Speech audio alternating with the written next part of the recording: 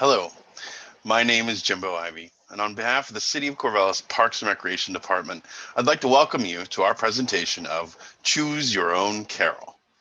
During the COVID-19 pandemic, the arts and culture community has been one of the hardest hit, as the potential for venues to spread the virus is a very real concern. The National Independent Venues Association reported in September that 9 out of 10 of their member venues will close permanently this winter without financial support.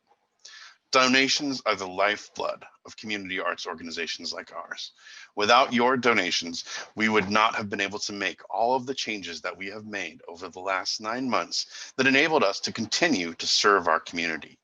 Literally, within 2 weeks, we had pivoted from canceling over 40 performances to learning the virtual ropes of Zoom theater to keep our performers and our audiences safe during the pandemic. Since then, we've produced over 40 performances via virtual or streaming, bringing the talents of hundreds of performers to tens of thousands of audience members. All of this was made possible by their passion and your generosity.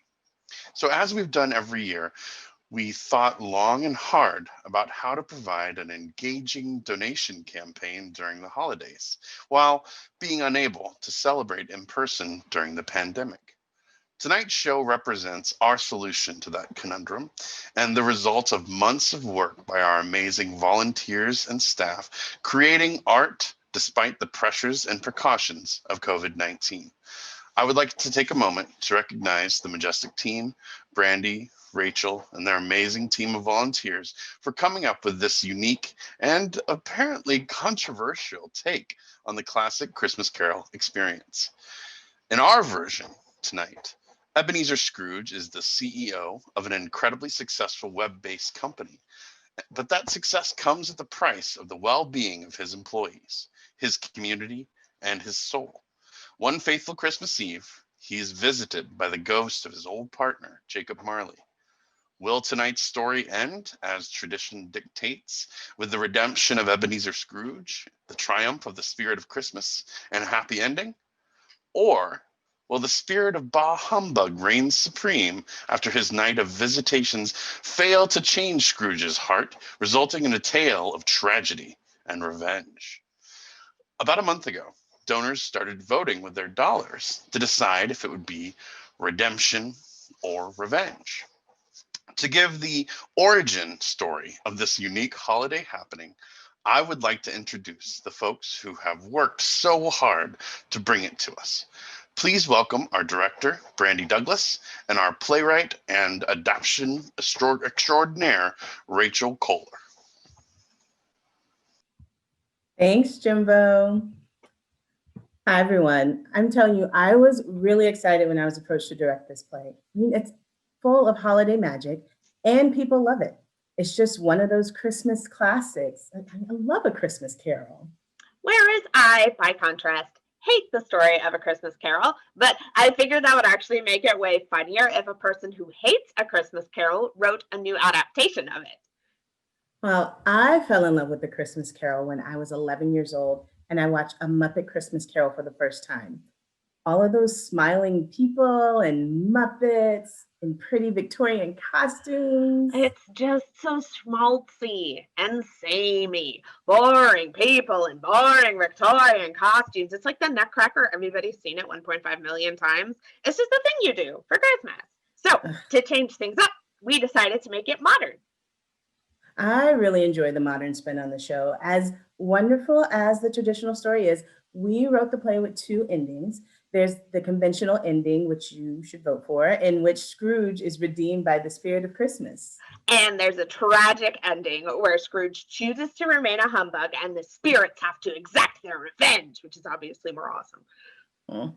Well, and the audience gets to choose. And obviously, vote for redemption. Where's Candy Canes? I voted for revenge, obviously. But both endings are equally fun. I'm excited to see what the audience ultimately chooses. Hopefully the correct choice, revenge. I'm sure the audience will ultimately choose redemption. Revenge makes more sense. It's a ghost story. Redemption makes more sense. It's a holiday story. Well, in a little over an hour, we'll know what our audience has chosen. Redemption. Revenge. Redemption. Revenge. So that's how it's been going for the past month or so. Donations and opinions pushing redemption and revenge back and forth. Now, I, as the theater supervisor, have promised Brandi that I would not, try to push it one way or the other. And so I won't be saying anything about which side, I'm for.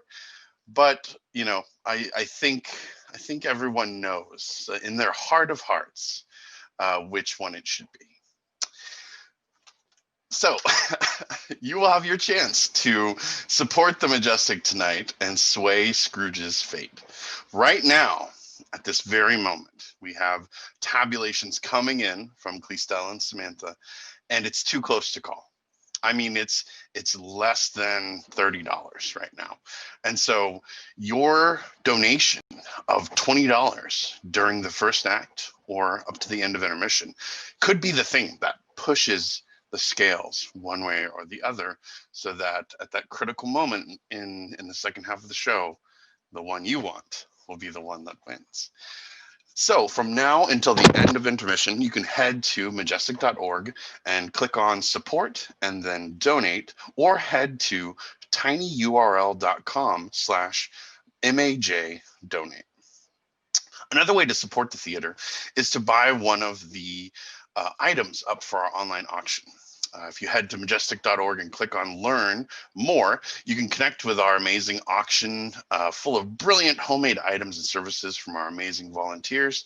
During the intermission, I will give you some more information on that as our magical holiday donation elves tabulate all of your donations and votes to determine dear old Scrooge's fate. So for now, settle in for your adventure with Choose Your Own Carol.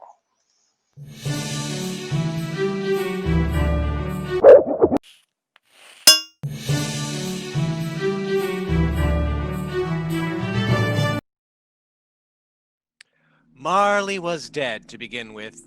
Death certificate signed, dull obituary composed, terse funeral conducted. Closed casket, no mourners, just one bored priest and the cheapest, plainest headstone money could buy.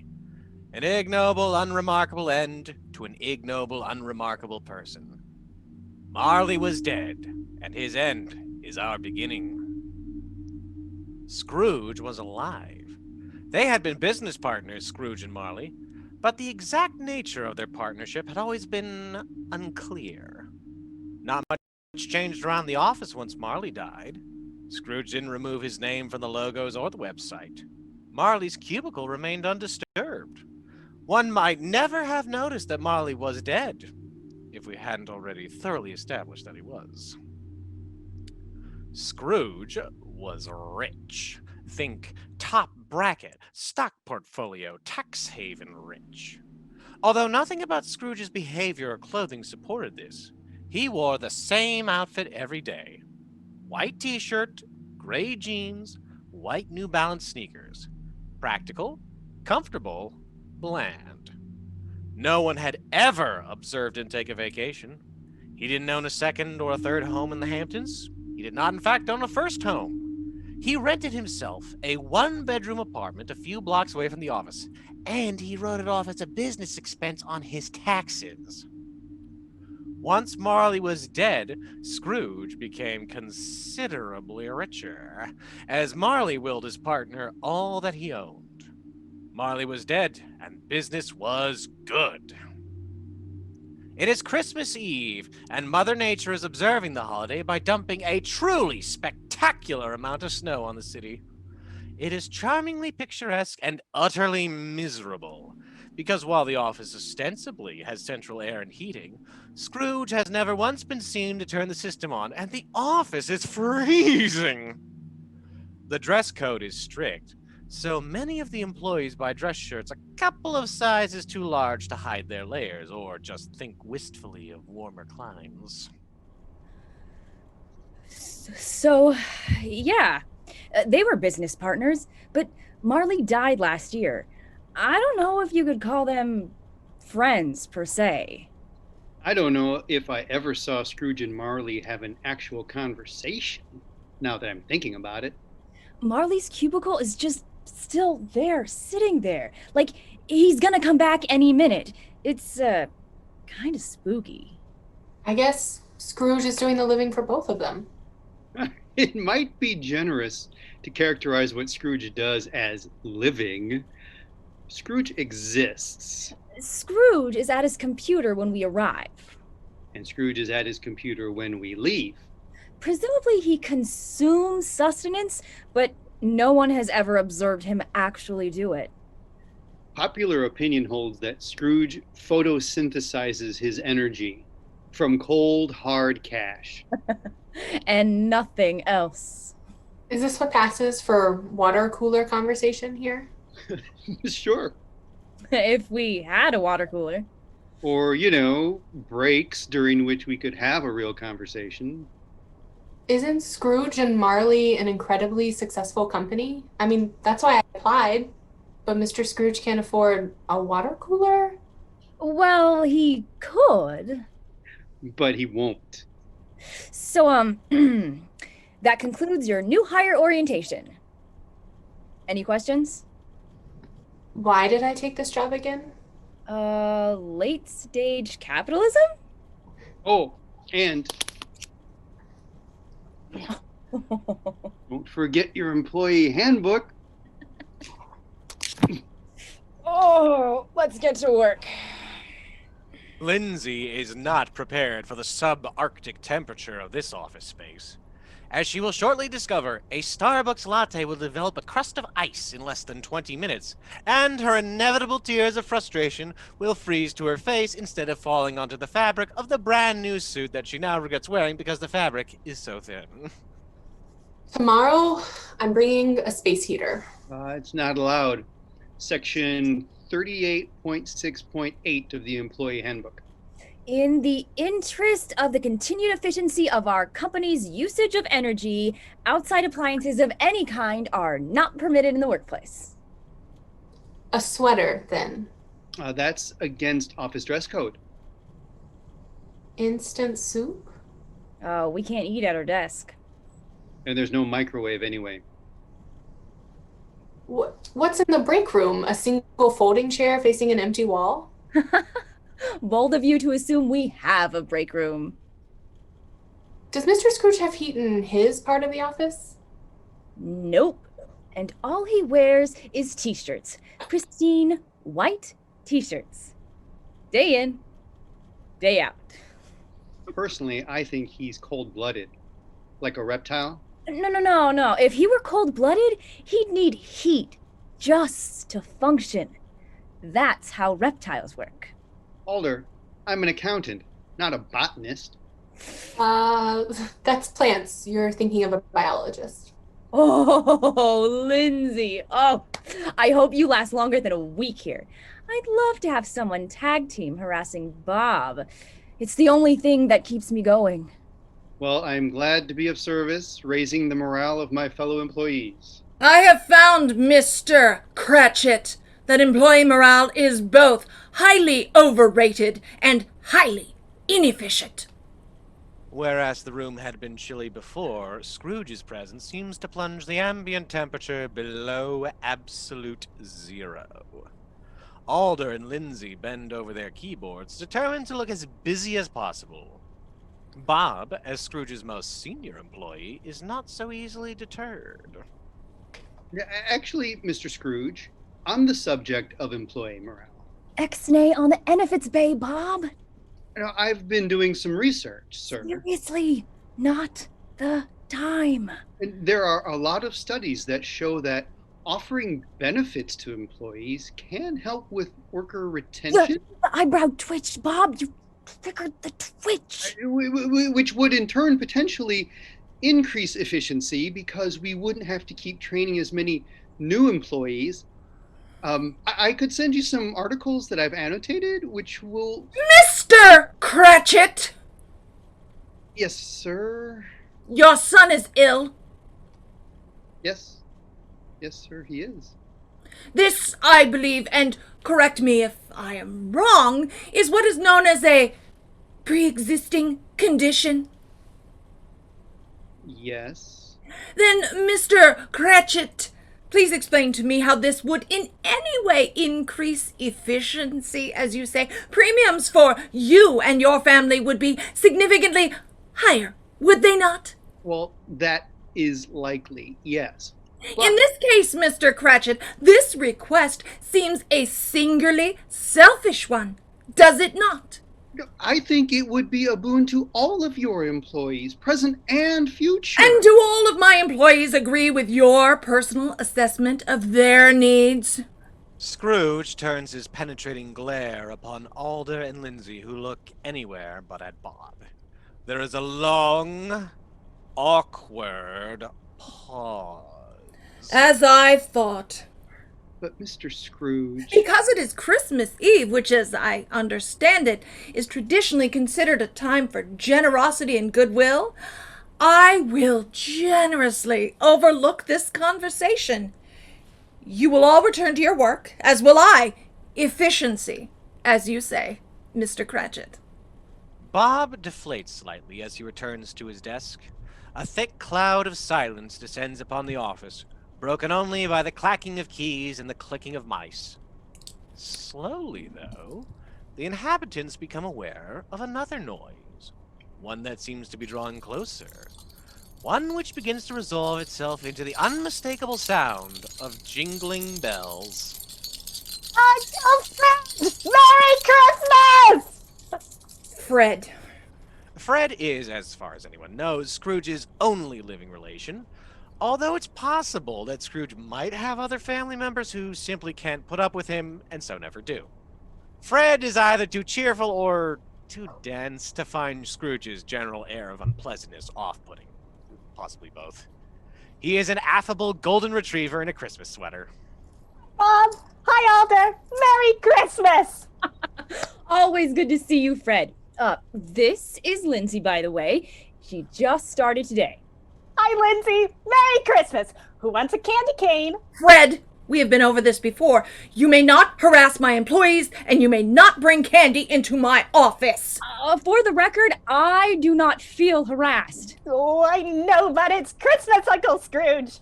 I think you will find that the date is December 24th, which is not, in fact, Christmas. It's Christmas all December long! Deck the halls with boughs of holly, la la la la la la la la la.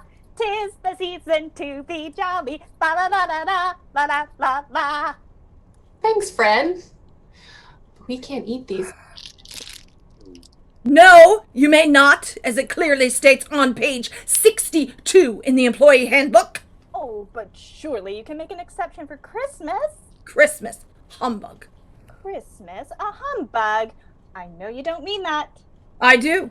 Merry Christmas. What right have you to be merry? What reason have you to be merry? You're poor enough. Well, then, by that logic, what right have you to be grumpy? What reason have you to be such a grouch? You're rich enough? Humbug. Oh, don't be cross, Uncle Scrooge. What else can I be when I live in such a world of fools as this? Merry Christmas! What's Christmas time to you but a time for paying bills without money? A time for finding yourself a year older but not an hour richer? A time for balancing your books and discovering your ledgers are nothing but red ink? If I had my way, every idiot who goes about with Merry Christmas on their lips should be boiled with their own pudding and buried with a stake of holly through their heart! Isn't that how you kill werewolves? That's Silver. You're thinking of vampires. Now, Uncle Scrooge, Keep Christmas in your own way and let me keep it in mine. keep it, but you don't keep it. Let me leave it alone then, and I hope you will do the same for me. What possible profit can you gain from Christmas? What good has it ever done for you? Well, there's lots of stuff that might be doing me good, even if I haven't profited from it, I think. And Christmas is one of those things. I've always thought of the Christmas season when it comes around, apart from the religious bits, which are really important to some people, as a good time, a kind, forgiving, charitable, pleasant time.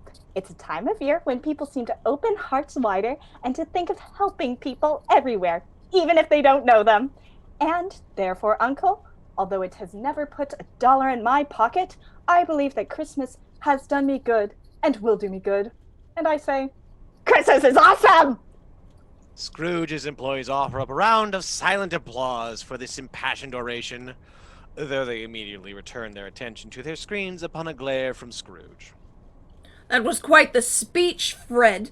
Perhaps you should go into politics. You can run on a platform of Christmas cheer and free candy canes for all. Ooh, I'd vote for him.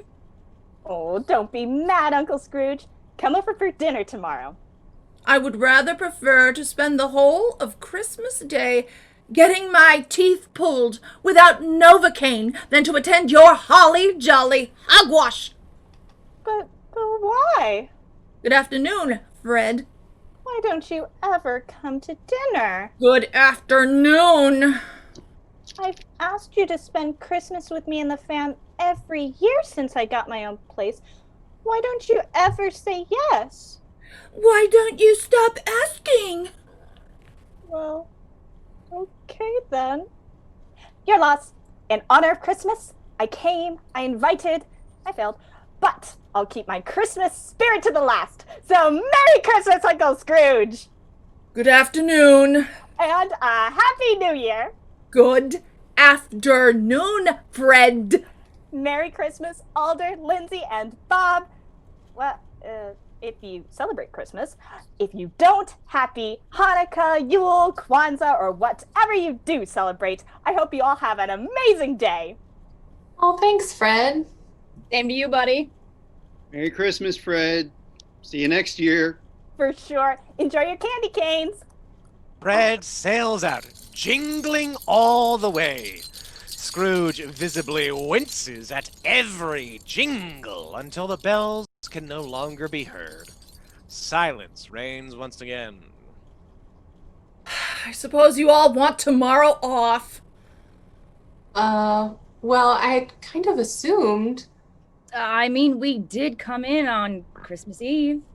I already have made plans with my mom. Mr. Scrooge, we have this conversation every year.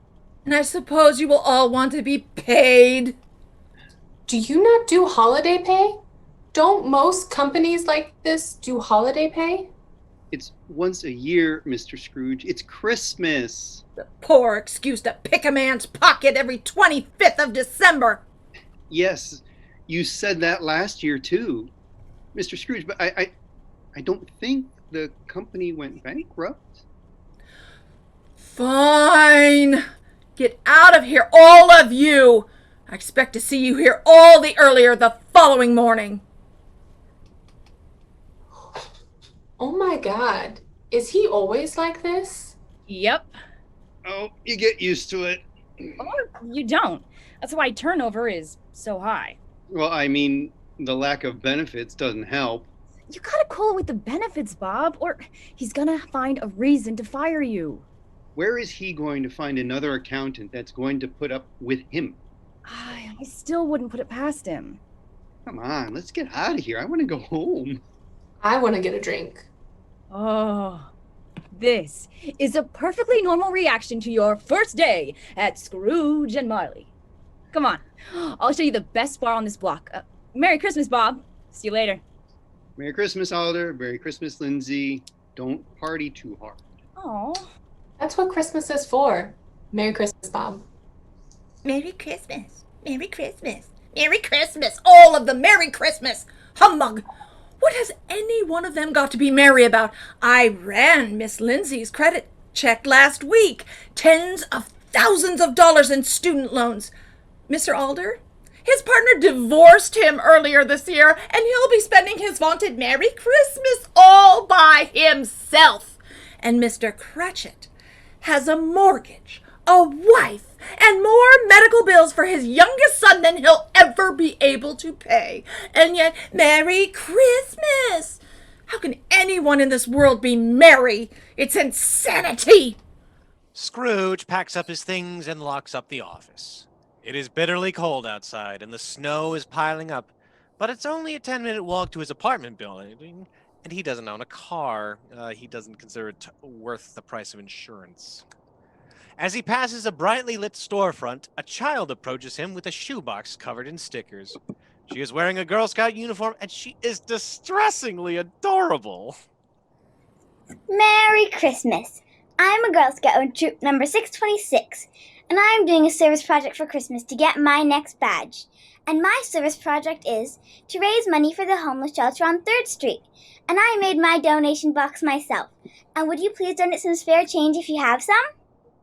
You want me to give you money for a homeless shelter? Yeah, it's really cold out. And the shelter gives people a warm place to sleep and also food. And after this, I'm going to help serve soup. And would you like to donate some spare change if you have some? Are my tax dollars not sufficient for this task?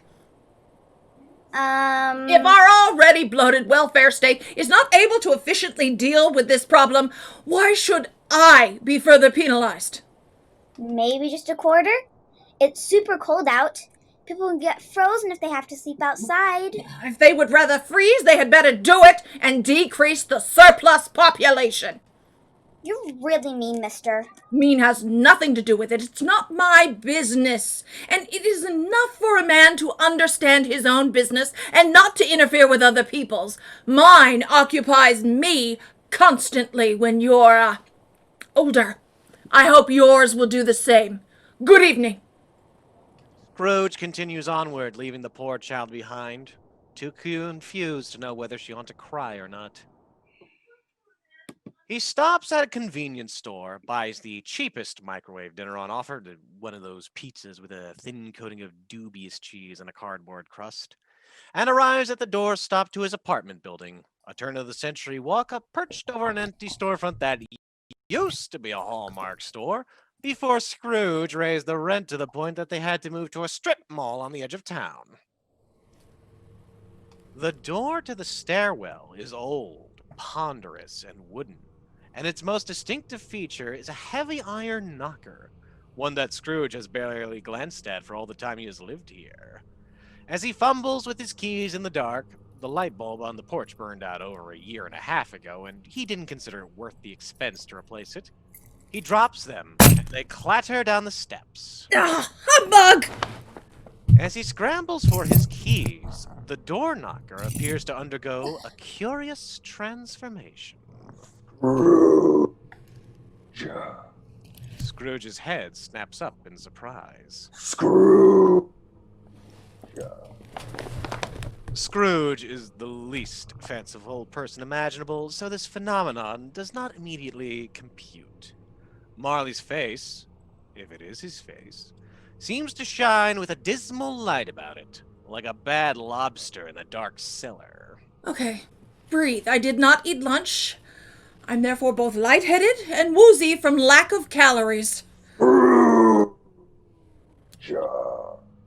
going to unlock this door, walk up these stairs, eat this pizza, go to bed, and think back on this tomorrow with amusement. I'm going to close my eyes and count to 5, and when I open them, this hallucination will have ended.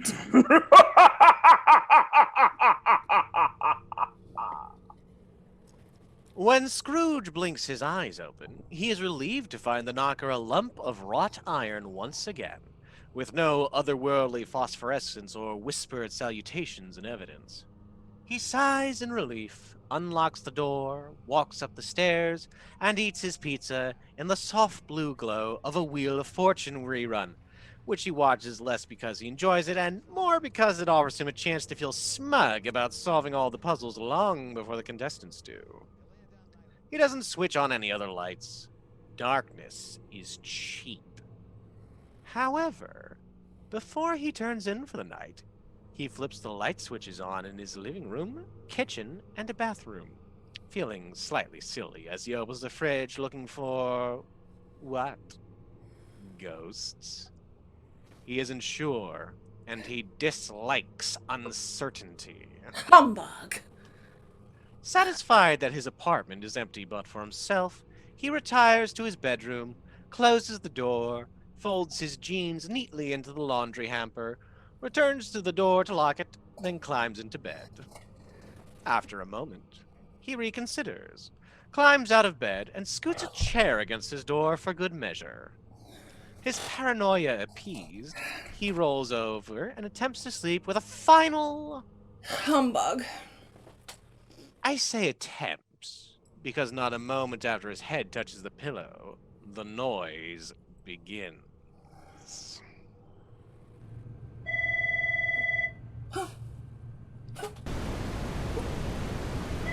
Everything in his apartment that is capable of producing sound does so. Scrooge scrambles to open his door, but trips over the chair. The cacophony rises to a fever pitch and then suddenly stops. In the ensuing silence, Scrooge becomes aware of another, fainter sound. A soft jangle that seems to be coming up his stairs. Humbug! There are footsteps approaching his bedroom door. Fred, is that you?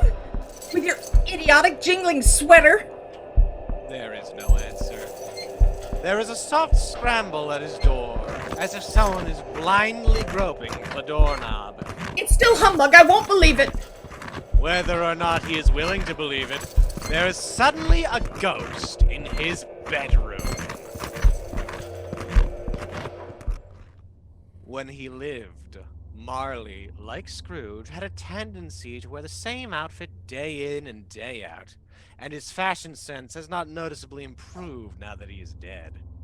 He is, however, sporting an exciting new accessory in the form of a chain, wound around and around his body, heavy and ponderous and clanking with his every move. What do you want? Much.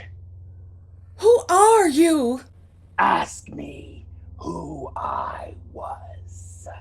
Who were you then? You're very particular for someone who is evidently dead. In life, I was your partner, Jacob Marley.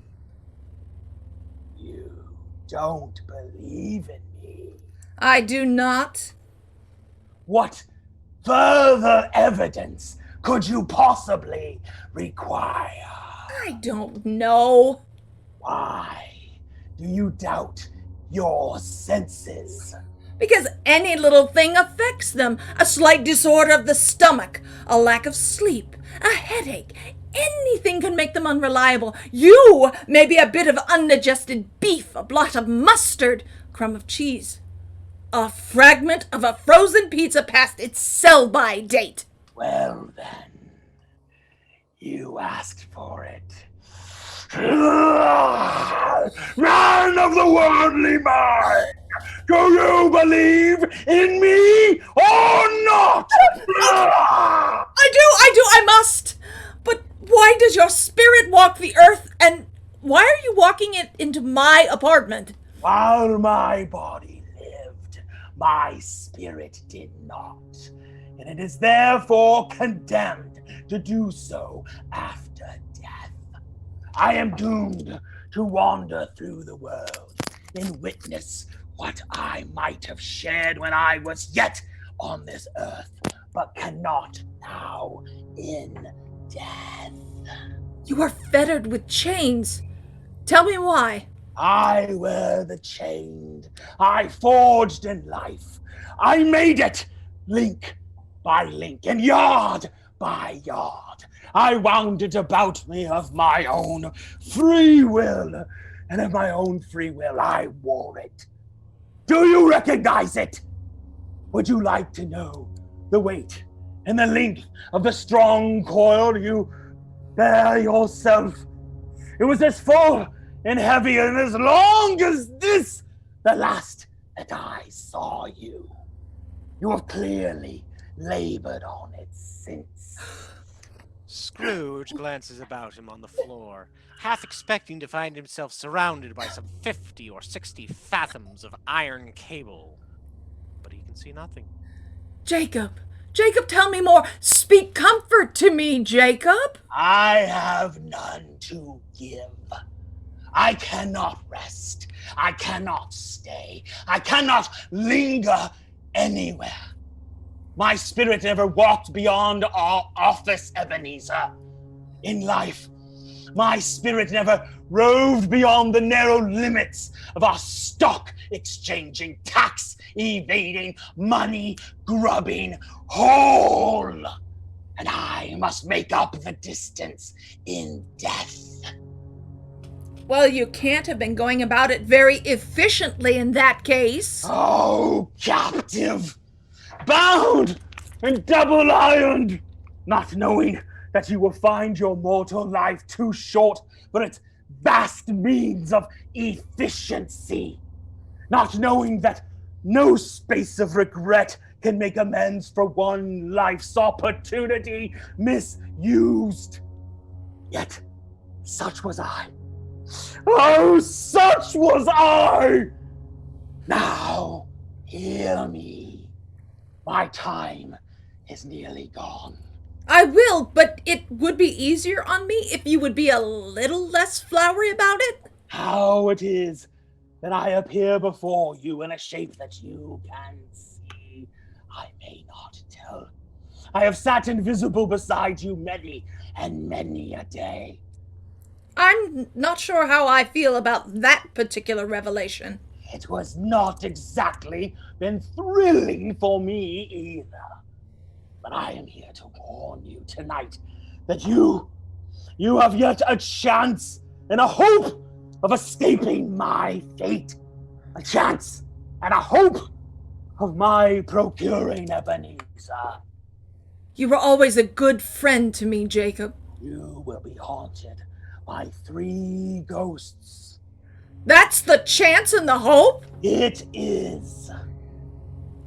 I think I'd rather not, if it's all the same to you. Without their visits, you cannot hope to shun the path that I tread. You're not going to register my earlier complaint about the flowery language, are you? Expect the first spirit when the bell tolls 1. Couldn't they just all come together at once so we can get it over with, Jacob? Look to see me no more, and for your own sake, remember what has passed between us. With this, the ghost of Marley rises from its chair and walks backward away from Scrooge. And at every step it takes, the bedroom window raises itself a little, so that by the time the specter reaches it, it is wide open. The open window lets in frigid air, a swirl of snow, and the incoherent sounds of lamentation and regret. Wailings inexpressibly sorrowful and self-accusatory.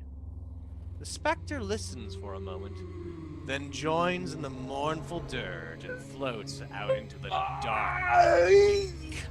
night. I am the ghost of Christmas, Jumbo, doomed to walk a certain portion of the night, and for the day confined to languish sadly till the foul illness that now racks our land is burnt and purged away, so that I may stage shows again within our theater walls.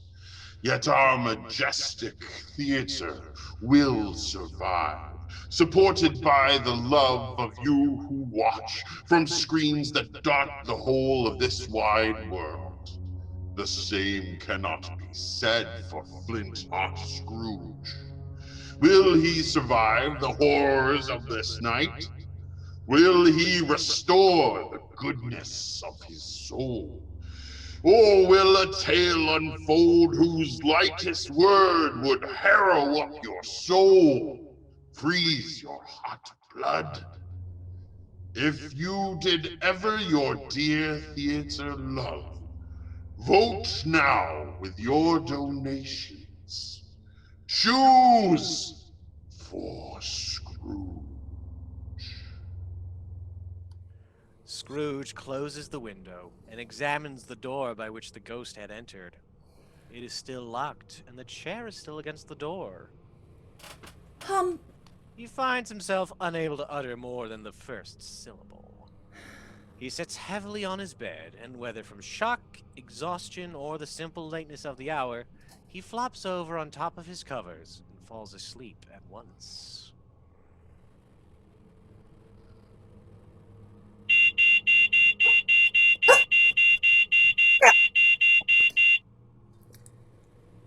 "1 a.m. and nothing here to haunt me, Jacob. Ha!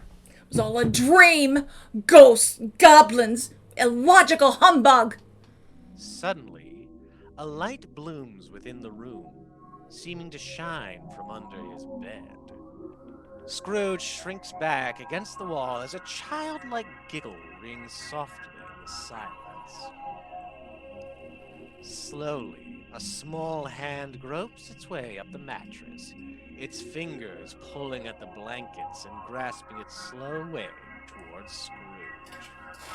The hand is followed by a thin arm, and gradually a small figure crawls out of the light and onto the edge of his bed. It is a strange creature, like a child, yet not so like a child as like an old man. Its aura of light scintillates so that what is light one instant at another time is dark, and no outline remains visible in the dense gloom wherein they melt away. "Are you the spirit whose coming was foretold to me?" I am. "What are you?" I am the ghost of Christmas past. "I'm to find redemption through a history lesson? Christmas of ages past?" No, your own past.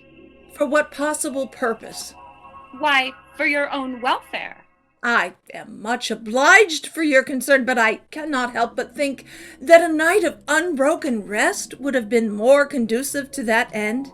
The spirit ignores him and beckons him to the window. Rise and walk with me. As the ghost speaks these words, Scrooge abruptly finds himself upon an open country road with fields on either hand. The city has entirely vanished. Not a vestige of it is to be seen. The darkness and the mist have vanished with it, for it is now a clear, cold winter day, with snow upon the ground. How? I was raised here. This is where I grew up. Your lip is trembling. And what is that upon your cheek? A pimple. It's a pimple. I forgot to wash my face tonight.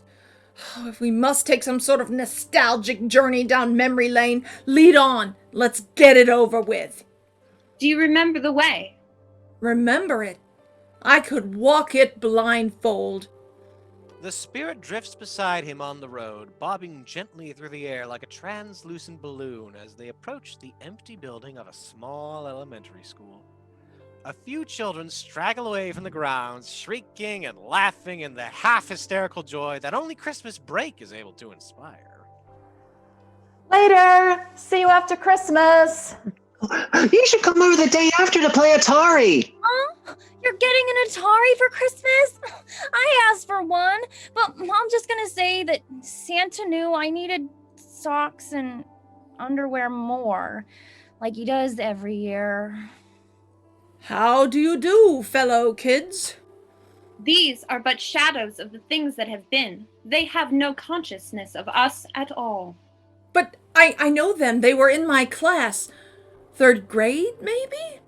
What year is it? How old am I? You are yet yourself not part of what is past. These children leave now for their homes, yet the school is not quite deserted. A solitary child, neglected by his friends, is left there still. Yes, I know. What are you reading? What wasn't I reading? I was always reading. Why? Because reading was better than living. And who is this? My older sister. There you are. I've been looking all over for you. We've been in the car waiting for ages. Dad is pissed. Do we have to go? You know we do.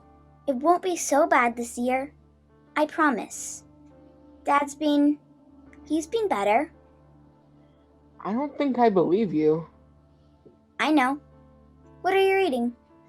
The 1001 Nights. It's really cool.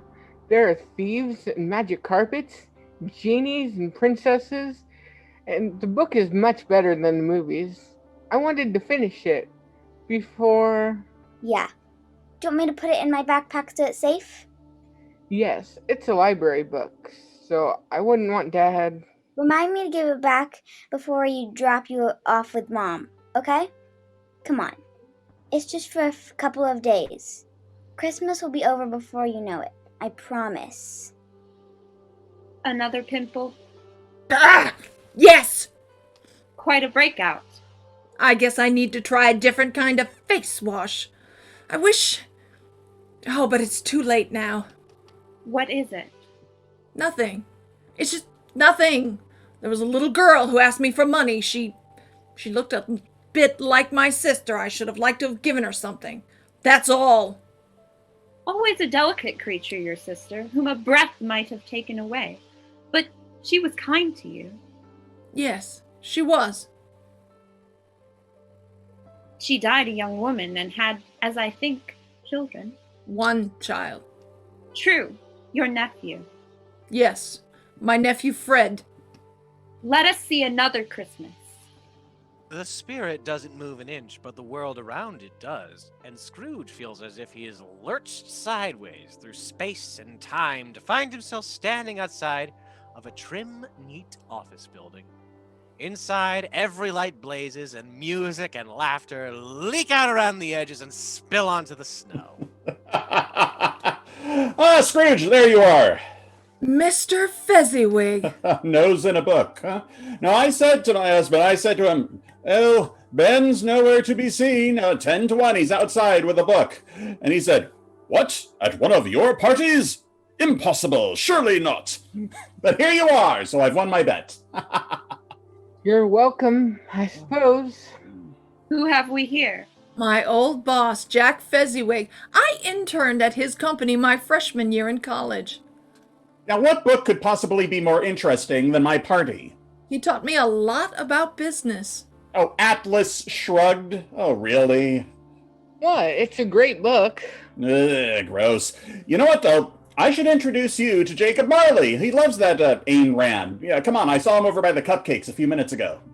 Mr. Fezziwig, you know I don't like parties. I'm only here because you insisted.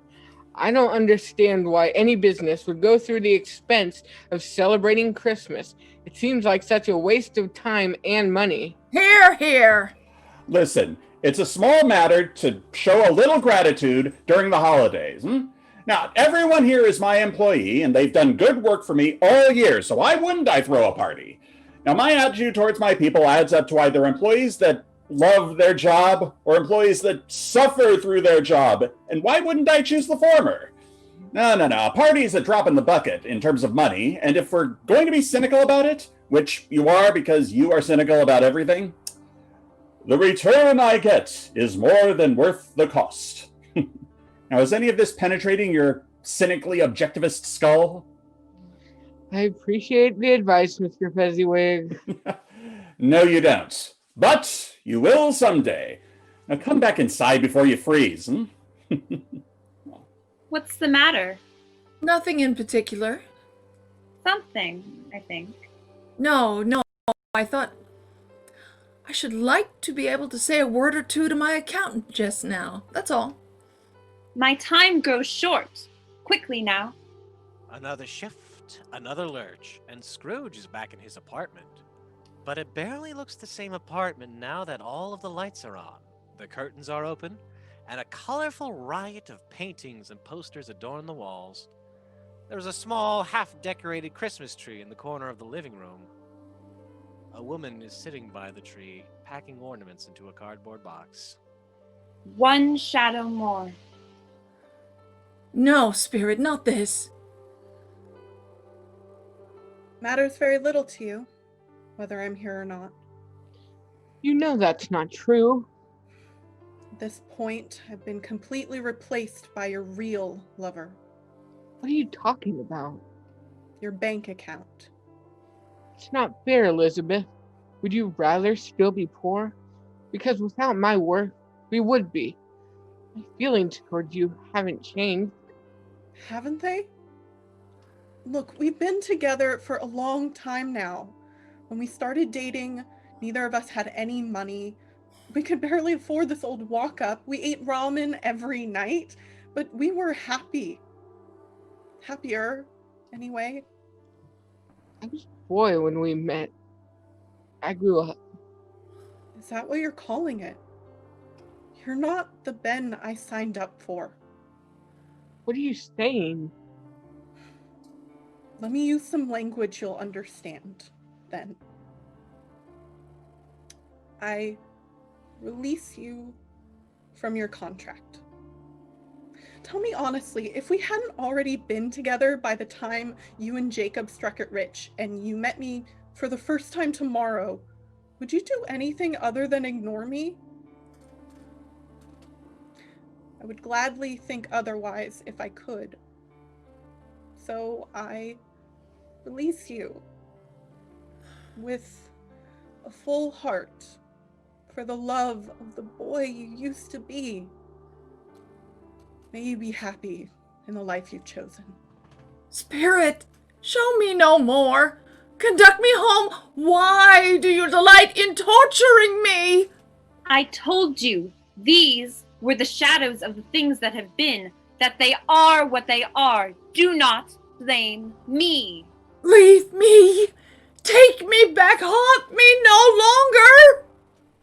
It feels to Scrooge as if some invisible hand has given him a solid shove, and he tumbles backwards to find himself tangled in his sheets. He falls back against his pillow with an exhausted relief, and is immediately pulled under by the strong undertow of sleep. It seems only the length of a single prodigious snore before Scrooge is startled once again into panic consciousness by a maverick phone alarm. He shuts it off and cautiously looks around. And where is your second spirit, Jacob? If I must be haunted by ghosts, I think it is not too much to expect them to be punctual. Okay then, I'm going back to sleep. Humbug. Just as Scrooge begins to turn over and resume his interrupted slumber, a bright light shines forth in the crack under his bedroom door, and a jolly laugh rings out. Ho, ho, ho! Scrooge cautiously slides out of bed, moves the chair away from the door, and opens it the merest sliver. The brightness of the room beyond almost blinds him. Ha, ha, ho! Come in! Come in and know me better, man! Scrooge barely recognizes his living room, which has undergone a festive transformation, glowing with strings of blinking Christmas lights, candles, and what looks like it might be a miniature disco ball. The television is on, and it's playing one of those 4-hour loops of a Yule log burning in a fireplace. Heaped up on the floor to form a kind of throne are turkeys, geese, great joints of meat, long wreaths of sausages, plum puddings, red-hot chestnuts, cherry-cheeked apples, juicy oranges, luscious pears, immense fruitcakes, and seething boils of punch, which altogether make the air royal with their delicious steam. In an easy state upon this couch, there sits a jolly giant, glorious to see.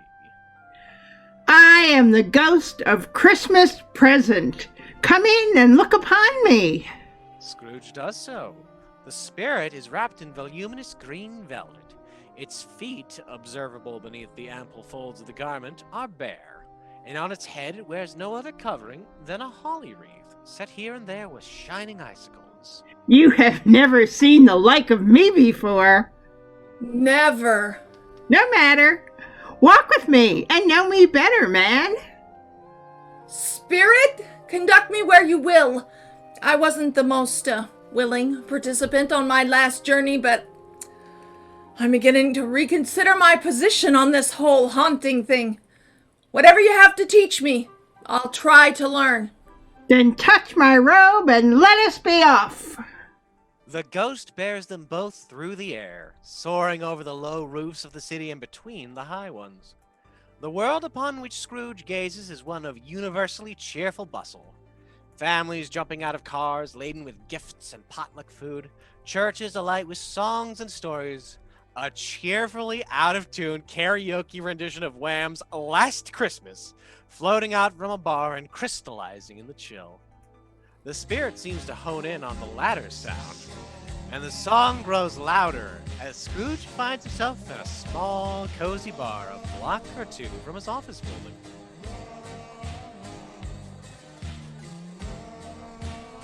Get back up there. You are not done yet. Oh, the last minute of that song is just George Michael going la la la, and no one wants to hear me go la la la for a whole minute. I do, in fact, want to hear that. Too late. It's over.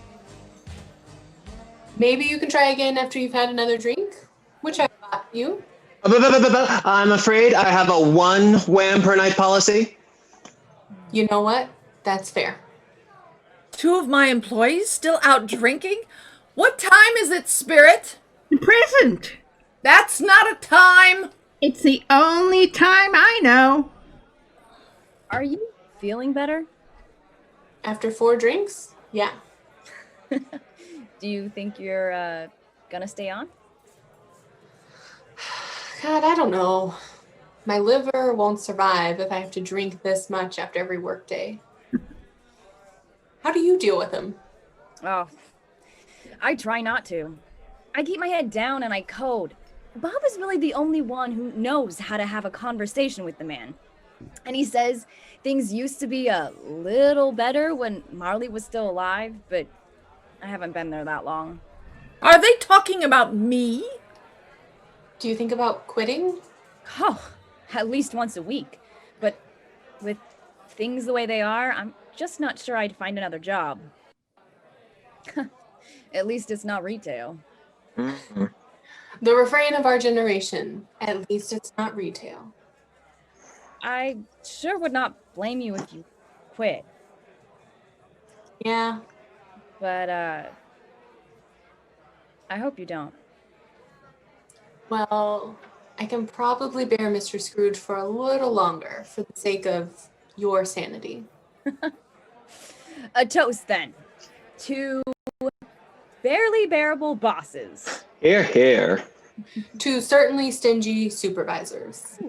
To Ebenezer Scrooge. Well, then. Yeah, if I had $1 for every time someone came in here to drink their feelings about Ebenezer Scrooge, I would have quit my job a long time ago. And I suppose Fezziwig was right, wasn't he? Oh? Never mind. I think I've seen enough of this for the present, Spirit. Oh, it is impossible to see enough of the present. But indeed, this is not all that I must show you. Come, come. Scrooge isn't sure he'll ever be comfortable with the manner in which the spirits whisk him instantaneously from one location to another, but he is at least expecting it this time around. He finds himself now in a bright, cheerful living room filled with mismatched, lumpy, snug-looking sofas and love seats. An enormous Christmas tree is crammed into the corner, its top slightly crushed against the ceiling. It looks as if it might topple over at any moment, weighed down as it is with jostling crowds of glittering ornaments, most of which seem to be handmade. He said that Christmas was a humbug. As I live, he believed it too. Well, more's the shame for him, Fred, and more cookies for us. He's an odd duck, Uncle Scrooge, that's the truth. And he definitely could be nicer. But he's only making himself miserable, so I'm not going to say anything against him. Isn't he just stupid rich, though? That's what you're always telling me. Oh, absolutely. But his wealth doesn't use him. He doesn't do any good with it. He doesn't make himself comfortable with it. Heck, as far as I can tell, he doesn't do anything with it. Well, what's the point of being rich, then? I have no patience for that kind of thing. Oh, but I have. I feel sorry for him. I couldn't be angry with him if I tried. In the end, he's the only one who really suffers for his bad attitude. He's taken it into his head to dislike us. So he won't come for Christmas dinner, and he's really missing out. Yeah, he is. Mom, can I have a cookie? No dessert till after dinner. But it's Christmas. You are a terrible influence. Fine, but only one cookie. I don't know why you bother inviting him year after year when you not only know he's going to turn you down, but that he's also going to be a jerk about it. I intend to give him the same chance every year, whether he likes it or not. He may stubbornly humbug at Christmas till he dies, but my hope is that if he finds me going there year after year and saying, "Uncle Scrooge, how are you? Eat a candy cane? Come to Christmas," he'll eventually come round. And if he doesn't? Well then, more cookies for us! I'm beginning to sense a pattern here. That is for you to determine. I only see the present before me, and I have one yet to show you. Come, come. The comfortable couches and the cheerful tree blur and melt away, and Scrooge and the spirit stand now in a much smaller room, dingier and darker, but made brighter by a collection of mismatched Christmas lights taped up around the room. A very small Christmas tree stands in the corner, an old plastic one, a little bent and missing some branches, its stand much mended with duct tape. A small kitchen table stands in the center of the room, covered with a festive vinyl tablecloth, set with mismatched glasses and cutlery, and surrounded by folding chairs and an ottoman. A couch, patched and threadbare, and an old television set are shoved against the wall, presumably to make room for the table. A blanket is folded neatly on the couch, a pillow on top of it, and a sleeping bag is rolled up in the corner. Very cramped in here, Spirit. A one-bedroom apartment, I believe. It's much smaller than mine. Into the room bustles Anna, Bob's wife, and my mother, holding a steaming serving dish of store-brand instant stuffing. She's trailed by a gawky teenager struggling to hold a hot plate heaped with baked potatoes and a small girl with a green bean casserole. What's your father gotten into, do you think? And Tim with him. And Martha wasn't so late to dinner last year, was she? Why, it's Anna Cratchit. Bob lives here. Indeed he does. I bet that's Martha. Doesn't Bob have 3 children? Where do they all sleep? 4, actually, but the eldest has moved out. The 2 older children sleep in the living room, and the younger, sickly one has a cot in the master bedroom. Oh. Mom, here's Martha. Here's Martha. Why, bless your heart, my dear. You're so late. I was worried. Martha, I made the potatoes this year all by myself. That's great, Peter. Things ran late at work, Mom. There was a big party that came in right before my shift ended, and I had to get them sorted. They didn't tip at all. I helped with the potatoes, Peter. I poked them with a fork. People are so rude. On Christmas, too. It's great that you're helping your brother out, Bethany. I brought pie from work. Pie! What kind of pie? Pumpkin, your favorite. Yes. But Martha, I don't like pumpkin. Yes, you do. No, I don't. You can put extra whipped cream on it. Besides, it's Tim's favorite too. You know that. Oh, that's okay then. Well, I'm just glad you made it, Martha. You beat your father anyway. Yeah. Where is Dad? I hear him coming up the stairs. Time for dinner at last. Martha, will you help me with the ham? Ooh, we have ham this year? The church sent it over. I was so pleased. It's a little small for 6 people, but Tim doesn't eat much these days anyway. Here I am, in my father's arms.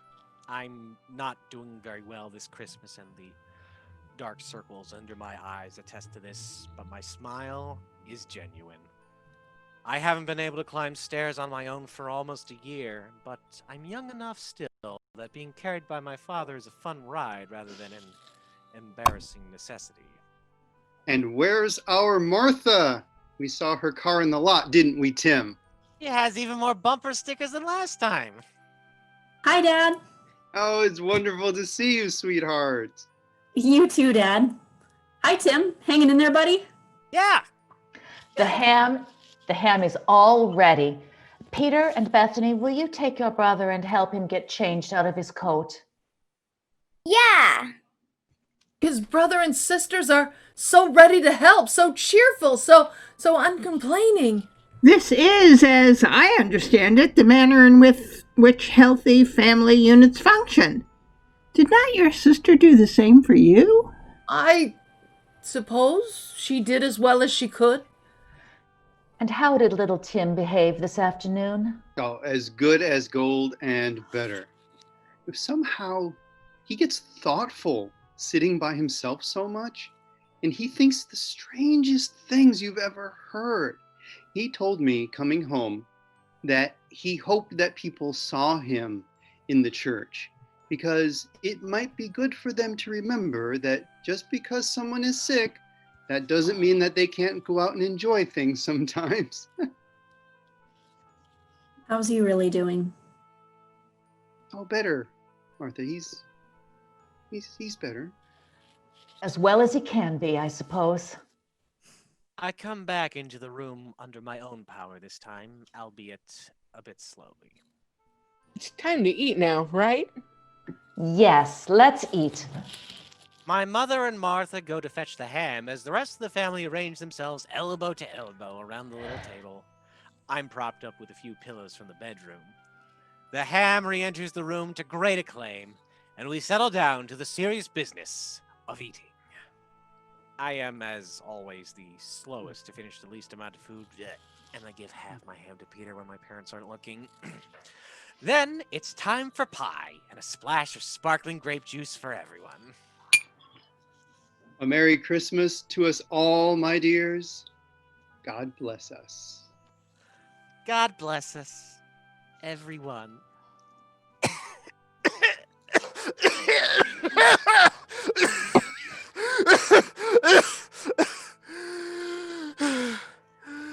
Hey, little man. Let's get you lying down on the couch, okay? As the family bustles about, making me comfortable, Scrooge finds himself feeling some unexpected feelings. Spirit, tell me if little Tim will live.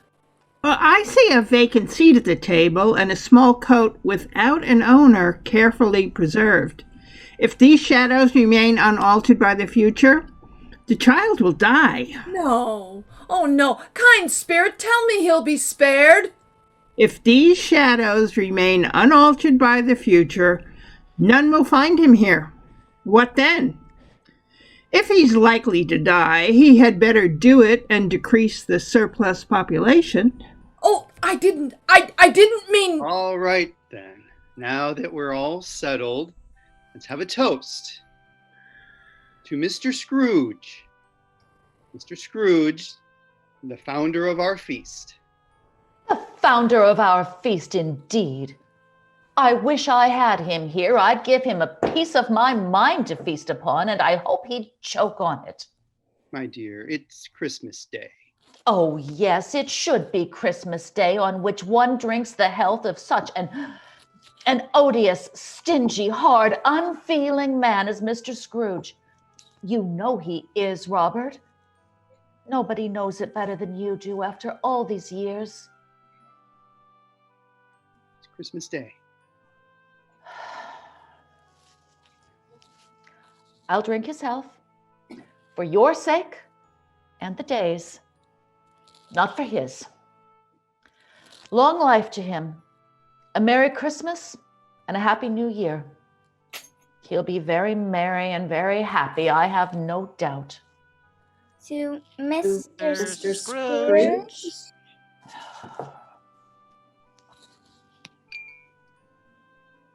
Well, now that that's out of the way, Peter, Will you come down and help me carry up the PRESENT? Presents! We can spell, you know. Come, come, my time grows short. Couldn't we linger a little longer? I must admit that I'm curious to see what gifts the children will receive.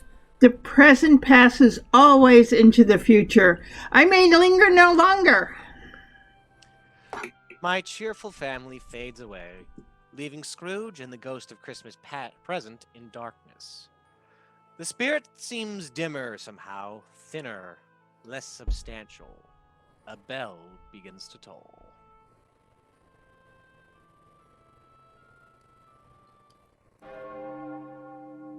Spirit?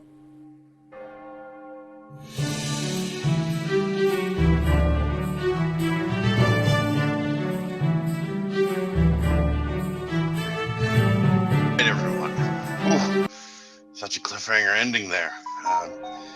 Thank you so much for your amazing support of this brilliant show. Our crew and our actors have really knocked it out of the park for this special event. As the folks in the comments are saying, we've been seeing the most spectacular stuff in the Zoom, and I really appreciate all of the hard work that the Majestic team and these amazing volunteers have put into it.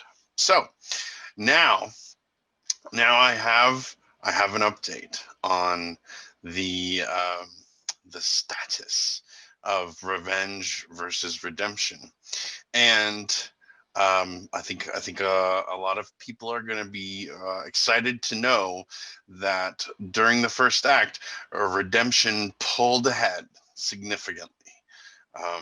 And so for those of you who may be on, the other side, now is the time to dig deep and, go and donate and vote to pull it back so that Scrooge can get his just desserts, if that's what you so desire. I am certainly not saying that is the right way to go, but it is a way to go. But seriously, thank you so much for your support of the Majestic Theater. As I've been telling people for months now, and was just talking to one of our amazing Rotary clubs the other day here in Corvallis. We haven't just been making theater over the past 9 months. We've really been helping people make it through this pandemic. Not just the tens of thousands of audience members who've watched our shows, but for a lot of our local theater folks, theater is what they do every night. It is their hobby, the way that other people go hiking or put together models or whatever else they do to maintain their mental health. Our theater folks, this is what they do. And so being able to make the transition to Zoom, to make the transition to streaming, has really, I've had many people tell me that it has been the thing that's made the difference for them during these dark times of, the virus and unemployment and just all the uncertainty that's out there in the world. And so folks like you who are donating tonight, because of this silly back and forth redemption, revenge thing, it's not really, it's a fun thing. But what you're really doing when you donate to support the Majestic Theater is keeping not just arts and culture alive in our community, but you're really literally helping these folks make it through. And then that's one of the most beautiful and powerful things that you can do is give light to others. And you do that every time you come and see a show, every time you get over your Zoom fatigue and come and watch a show in this kind of presentation. You're doing that for our community, and I thank you so much for it. It's especially powerful at the Majestic because we have this amazing group of donors who call themselves we call them the Guardians of the Majestic. And they're a group of donors who for, I think this is the fourth straight or third straight year, they've pledged to match each dollar that other patrons donate up to 50% of our $100,000 donation goal for this season. And so that means every time you donate $1, they donate $1. And so your, $20 or whatever you try to, help your team win tonight, whatever you throw in, they throw in until we meet our goal. And so, you can double up your power by heading to majestic.org/donate, or just, going to the front page there and navigating down to our holiday donation drives, looking in the comments feed. I'm sure Samantha, our amazing marketing coordinator, is putting links in the feed as I'm speaking. But it doesn't have to stop tonight. There's so many things that you can do over this holiday season to support the Majestic and our wonderful community. If you're looking for last minute gift ideas, we have gift certificates available for Majestic shows. And so you can definitely get those for your diehard theater fan, for your stocking stuffers. And then our amazing auction. We have our online auction. The Majestic holiday donation drive auctions are famous for, Jim Martinez's amazing sailing adventures and Bryony's cakes and just all these wonderful things that, people come every year to, all of the handmade wonderful things. And so there's lots of those available to bid on. The bidding goes until tomorrow, Sunday night at 6 p.m. And we have some amazing stuff. We have some custom Raggedy Ann dolls that my mom, Teresa Ivy, will make for you. In any style that you want. You want some beavers and ducks action. You want some, whatever NFL teams you have. If you want a pair of zombie themed Raggedy Ann and Andy dolls, she will make those for you. So that's one thing you can donate or bid on right now.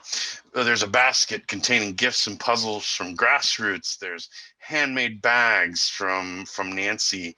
There's a personal reading of The Little Prince. A beautiful, amazing Thomas Kincaid lithograph. There's a small black obelisk from Kaleidoscope, our wonderful bead shop downtown, so that you can pretend you have one of those weird obelisks that are appearing all over the world in your own home.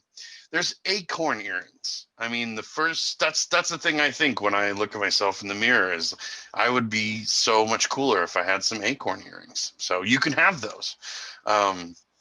There's stained glass pieces. There's just so much amazing stuff, y'all. And you can bid on that tonight or all the way until tomorrow and have Christmas gifts. Pick them up this next week at the Majestic and have those ready for Christmas. And so you're supporting the Majestic and rewarding these wonderful folks who donated, their amazing items to support us. And so the other neat thing is that, we're talking about revenge and redemption here.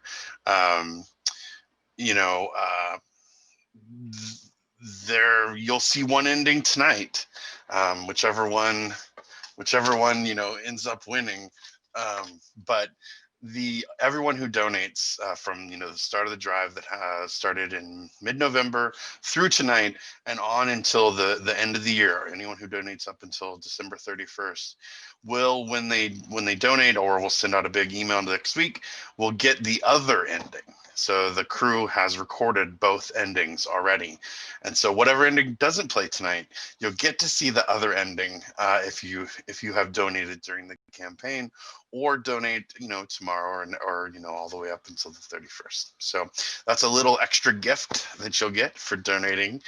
And I'm really excited to see, I've already seen one ending, so I'm excited to see the other one too. I'm going to give you a total at the end of the night to talk about how much funds we've raised for the Majestic so far. But you've got just another couple minutes to get in those bids to sway the revenge versus the redemption end. And so to prepare you for kind of re-entry into the Christmas Carol world, we're going to have a wonderful musical interlude from the amazing Michael Wren, just to get us kind of back into the spirit. And then I won't come back and tell you which one won. There will be just kind of a very obvious sort of sign that will appear during the show that will let you know which ending you're kind of watching. So thank you so much, y'all. Get those last minute donations in to sway it, towards a certain team that you're interested in. And we'll see you at the end of the show. Thank you so much.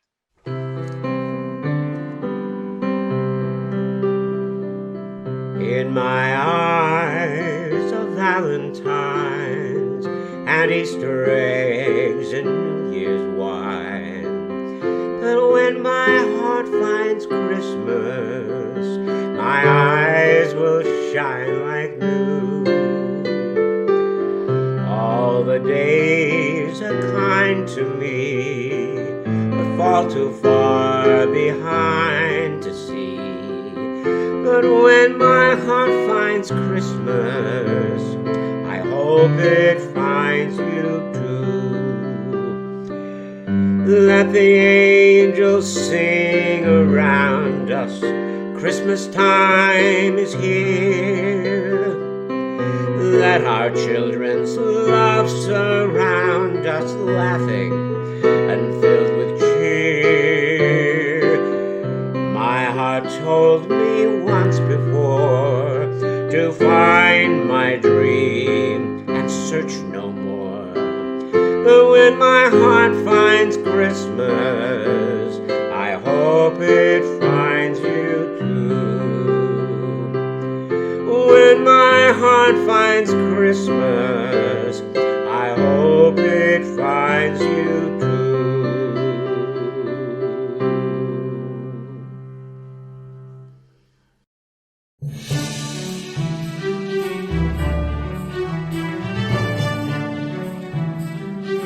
And now, back to the show.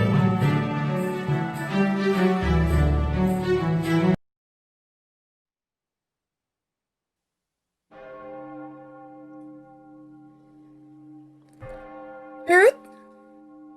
Spirit, where have you left me? Spirit!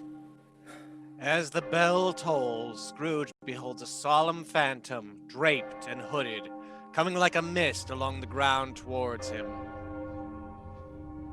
The phantom slowly, gravely, silently approaches. The very air through which it moves seems to scatter gloom and mystery. This spirit is shrouded in a deep black garment which conceals its head, its face, its form, and leaves nothing of it visible save one outstretched hand. The spirit neither speaks nor moves. It is simply a ponderous presence that envelops Scrooge in dread. I am in the presence of the ghost of Christmas yet to come. The spirit answers not, but points onward with its hand. You are about to show me shadows of the things that have not happened, but will happen in the time before us? Is that so, Spirit? Although well used to ghostly company by this time, Scrooge fears the silent shape so much that his legs tremble beneath him, and he finds that he can hardly stand when he prepares to follow it. Ghost of the future, I fear you more than any specter I have seen. But as I know your purpose is to do me good, I'm prepared to bear your presence. Will you not speak to me? Oh, okay then. Lead on, Spirit. The phantom glides away, and Scrooge finds himself borne along beside it, enshrouded in the shadows of its voluminous cloak. They scarcely seem to enter the city, or the city rather seems to spring up about them and encompass them of its own act. The darkness melts away, and Scrooge stands once again in a familiar bar, made dreary by dull daylight. I don't know much about it either way. I only know he's dead. When did he die? Last night, I believe. What was the matter with him? I thought he'd never die. God knows. My employees again? So, what's he done with all his money? I haven't heard. left it to his company, maybe? He hasn't left any to me, that's all I know. You know, it's likely to be a very cheap funeral. I don't know of anybody who'd actually go to it. What if we had a few drinks beforehand and went together? I don't mind going if there's free food. Ooh, you're funny. Thinking that even after he's dead, he'd give away anything for free. Hey, I go. That guy drove quite a lot of customers my way over the years. It's so weird that he died on Christmas of all days. Huh. His final humbug. Spirit, who are they talking about? But the phantom is moving on, and Scrooge is drawn away in its wake. I'm not sure why you'd be showing me this such trivial conversation. Were they talking about Jacob's death? No, that would have been the purview of the ghost of Christmas past, I suppose. Was there a lesson I was supposed to take away from all that? I suppose when we look in on my future self, it will all make sense? This seems to be a very one-sided conversation. A dilapidated pawn shop shimmers into being around Scrooge and the spirit. Is this Tanglewood? The neighborhood next to mine? It's quite a disreputable part of town, which is why my property taxes are so low, which has in turn been an excellent way for me to invest in, It is difficult to look disapprovingly at someone when you have no eyes, but the ghost of Christmas yet to come manages to do so with aplomb, shaming Scrooge into silence with a shake of its hooded head. It points at the three people before him, the proprietor of the shop and two prospective sellers toting cardboard boxes full of their goods. What? I've never seen any of these individuals in my life. I don't understand how this has any bearing upon... Yes, sorry. What are the odds, Dilber, seeing you here? Well, as you're both independent business persons in the same field of work, I'd say the odds are good, Sal. The odds are good. Who's worse for the loss of a few things like these? Not a dead man, I suppose. No, indeed. Well, what have you brought me? That's not a very big TV, Dilber. I could pick one up bigger than that off the side of the road when the college kids move out. Well, sure, but this one still got its remote and not a scratch on it. I have that model of television. It's very good for the price. I can give you $25 for it. Now, come on, Joe. It's brand name. Doesn't count if I've never heard of the brand. $25. Anything else? Nah, the old coot didn't have any DVDs or a cable box or anything. What? A man that rich? And all he watched was network television? Seems like a sensible fellow. Whomever they're talking about, nobody needs 150 channels. There's your money. Now, what else have you got for me today, Sal? Pillows? You think I'm going to buy pillows? Ah, that's where you're wrong. Look at the tags. Goose down pillows those are. Very, very pricey. You go ahead, look it up online. You don't mean to say you took him from right out under his head with him lying there? Yes, I do. Why not? Oh, down comforter too. Same brand, beige, of course. Just as boring as he was. Ah, but not a stain or a tear on it. Pulled it from right out underneath him, man. Well, he isn't likely to catch a cold without it, is he? I hope he didn't die of anything contagious. Oh, don't you be afraid of that. You don't use your heart for long enough, it stops eventually. Look, here we are. Shoes, too, huh? They look brand new, don't they? Pristine, even.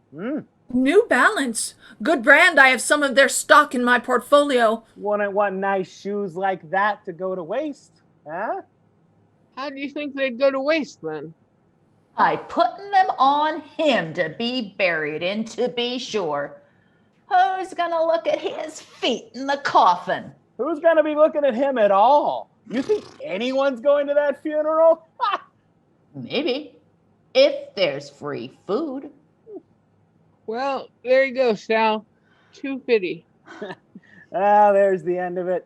He frightened everyone away from him when he was alive to profit us when he was dead. Spirit, I see. I get it. The case of this unhappy man might have been my own. My life tends that way now, doesn't it? How awful to die alone like that and be unmourned. You are teaching me by example. But these three, crowing like disrespectful vultures over a dead man, it's shocking. Surely there is someone in this city who mourns as they ought. The phantom spreads its dark robe before him for a moment, like a wing, and withdrawing it, reveals a room by daylight, where a mother and her children sit together. The same plastic tree wilts in the corner, but the walls are bare of Christmas lights. The atmosphere is much less festive than it was when Scrooge saw it last. And he took a child and set him in the midst of them. And when he had taken him in his arms, he said unto them, Whosoever shall receive one of such children in my name receiveth me. Whosoever shall... That's fine, Martha. Thank you. The knitting, it's hurting my eyes. Yes. Do you want me to keep reading, Mom? Or give Peter a turn? No, that's fine, dear. I'm better now again. Knitting in this light makes my eyes feel weak, you know. And I wouldn't show weak eyes to your father when he comes home. For the world. He should be home soon. You should have been home already. He walks a little slower than he used to, I think. He used to walk with Tim on his shoulder. Very fast indeed. Oh, Spirit. Yeah, really fast. Sometimes he'd pretend to be a horse. Or a race car. Tim was, after all, very light. And Bob loved him so much that it was no trouble. No trouble at all. Spirit, this is not the grief I wanted to see. And here's Dad at the door. My father seems to have aged a decade. And although Scrooge cannot be sure in the strange, nebulous timelessness of the spirits exactly how much time has passed, he knows it hasn't been that long. Bob hands his coat and hat to Martha as Bethany brings him a mug of tea. I boiled the water in the kettle all by myself. Thank you, sweetheart. You went out there then? How was it, Robert? Yes, my dear. I wish you could have gone. It would have done you good to see how green a place it is. But you'll see it often. I promised him that I'd walk there on Sundays. That we'd all walk there together. It is disconcerting enough for me to see my father weep. Scrooge, who has had nothing but cheerful smiles and polite words from Bob Cratchit for almost 2 decades, is not at all prepared for the experience. Spirit, no more of this, no more! Scrooge finds himself at once in an unkept graveyard. The ghost of Christmas yet to come brooding beside him in its heavy cloak of silence. Spectre, something informs me that our parting moment is at hand. Tell me, please, what man was it whose death was celebrated by those who knew him? The spirit stands among the graves, pointing down to one. Scrooge advances towards it, trembling. Before I draw nearer to that stone, answer me one question. Are these the shadows of the things that will be, or are these the shadows of things that may be only? Still the ghost points downward to the grave by which it stands. Scrooge creeps towards it, and following the finger, reads upon the stone of the neglected grave his own name. Ebenezer Scrooge. Ebenezer Scrooge? Am I the man whose death inspired joy? The finger points from the grave to him, and back again. Spirit, hear me. I am not the man I was. Why show me this if I am past all hope? Assure me that I may yet change these shadows you have shown me by living an altered life. I will honor Christmas in my heart and try to keep it all the year. I will live in the past, the present, and the future. The spirits of all three shall strive within me. I will not shut out the lessons that they teach. Oh, tell me I may choose another end. Then choose. In his agony, Scrooge reaches out to grasp the spirit by its skeletal hand. He catches the edge of its robe instead, but it is like trying to hold on to a shadow. The ghost of Christmas yet to come fades away. And Scrooge is in his bed, clutching not a spectral robe, but the edge of a boring beige down comforter. My bed, my blankets, my pillows, all still here. What time is it? What day is it?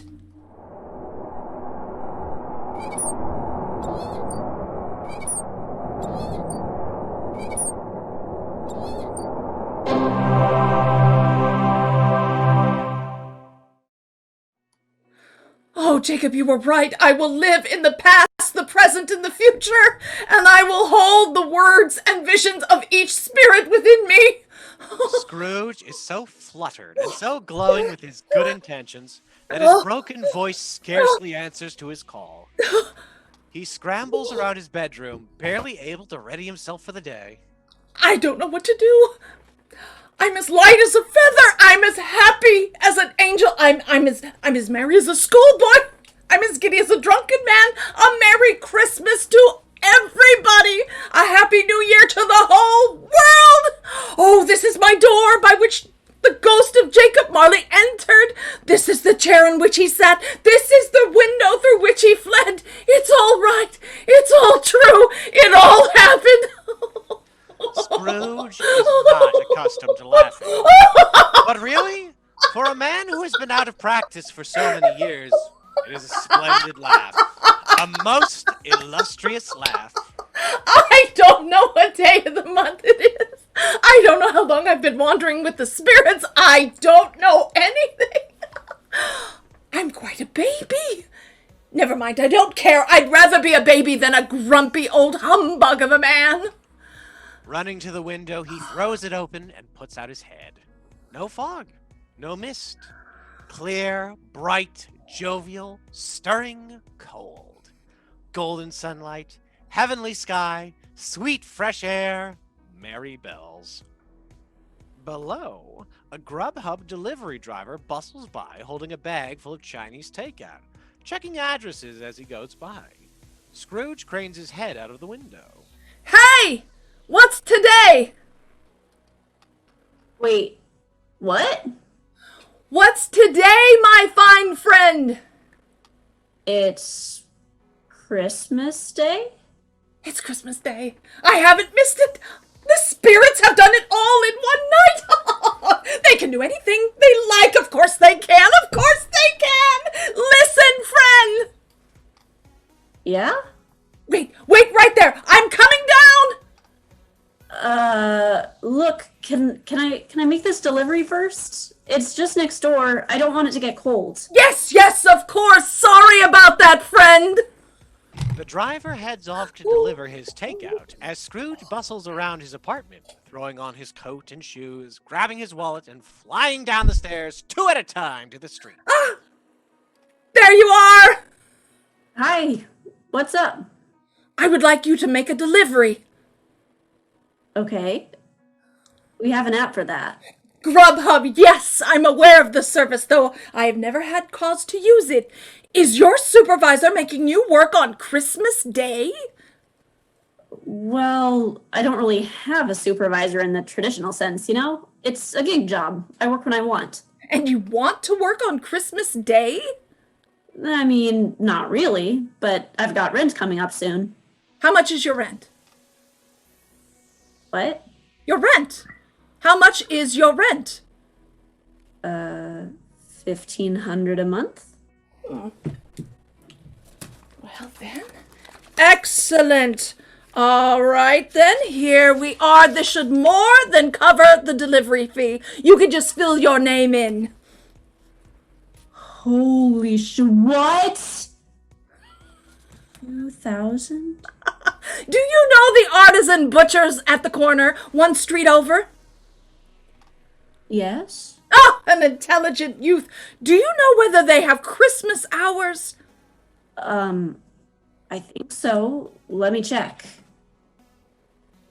Yeah, they're open till noon. Oh, a delightful youth. Go there now and purchase the largest turducken they have. Here's some cash. Keep the change and deliver it to this address. Yeah, sure, I'll do that. And then take the rest of the day off. Mister, after this, I'm taking the rest of the month off. Merry Christmas. I've sent it to Bob Cratchit's. Ha! He won't know who sent it. He'll never guess in a million years it was me. Scrooge strikes out on his way into the streets, looking around himself with a new and alert interest in his surroundings. The people are by this time pouring forth, as he had seen with the Ghost of Christmas Present, and walking with his hands behind him, Scrooge regards everyone with a delighted smile.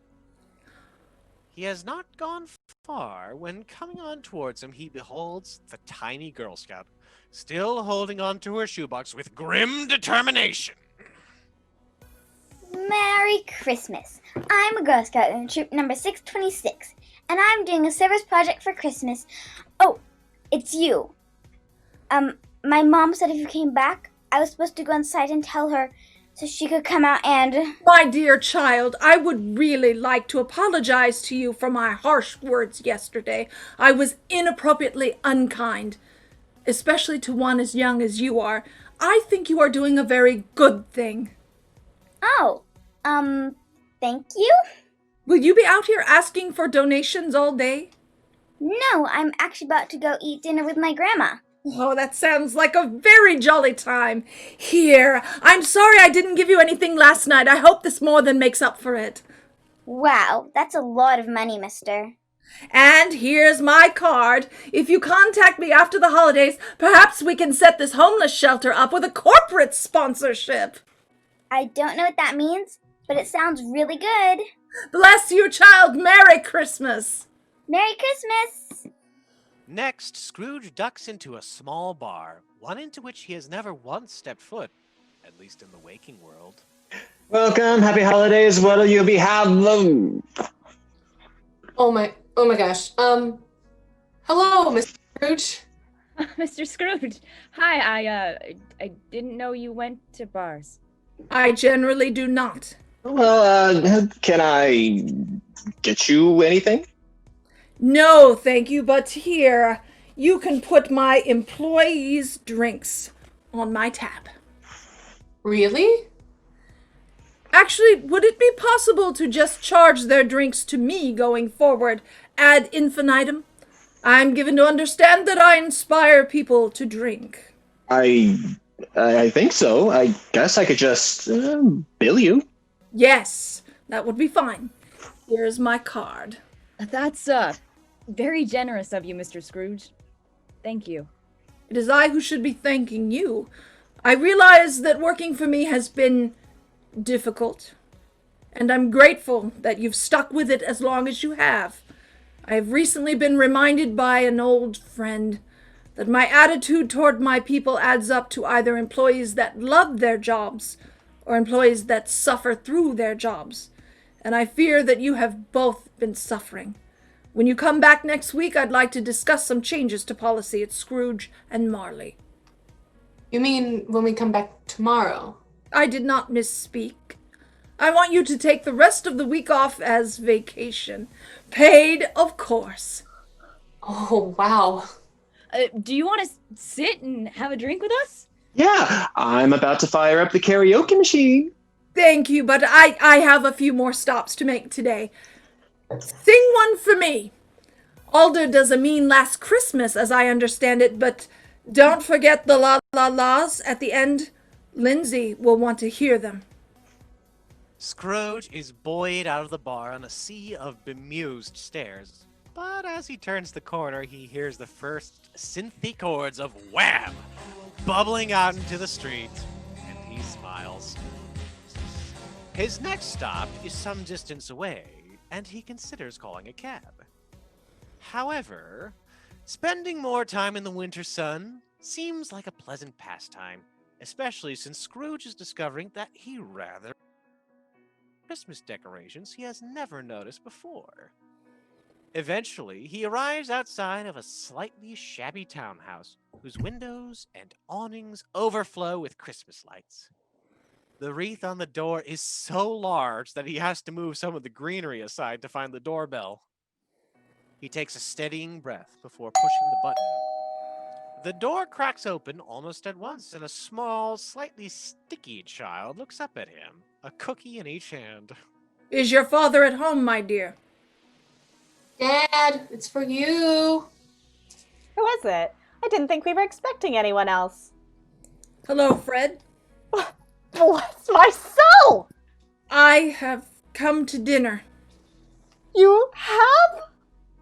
Will you let me in? Let you in? Of course, this is so exciting! Hey, kiddo, go ask your mom to set an extra place at the table. Who is he? This is my Uncle Scrooge! Oh, the humbug man? Well, Yes, I do say that rather a lot, don't I? Merry Christmas, humbug man. Do you want a cookie? Thank you. I'm afraid I didn't think to bring anything with me. You brought yourself, didn't you? That's all you need to bring on Christmas. Come on in. Scrooge surprises himself and everyone else by having a wonderful time.